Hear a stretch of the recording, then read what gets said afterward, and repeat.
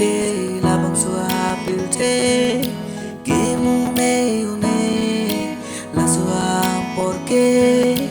que jujui aku tadi tung kintan sing beka cejola ne penan porque da ta vintava ben la sua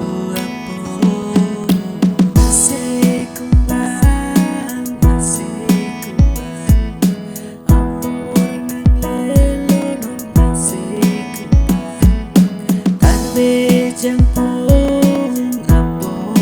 lo ruhe ma biri tangan jerpu hada kedo tarve kedok su ahem puke harum min sedu lase kumbang mane lage jampun akhirnya.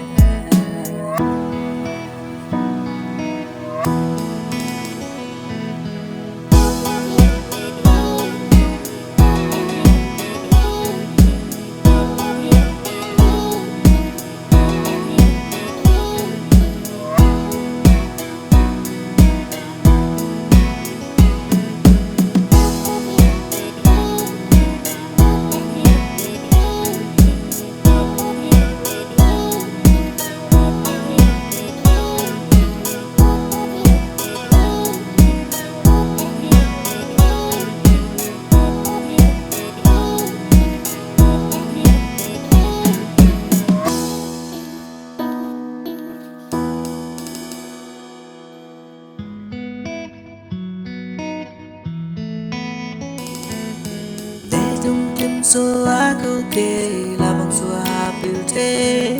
que mune une la sua porque que jujui aku tadi tung kintan sing beka cejola ne penan porque da ta vintava ben la sua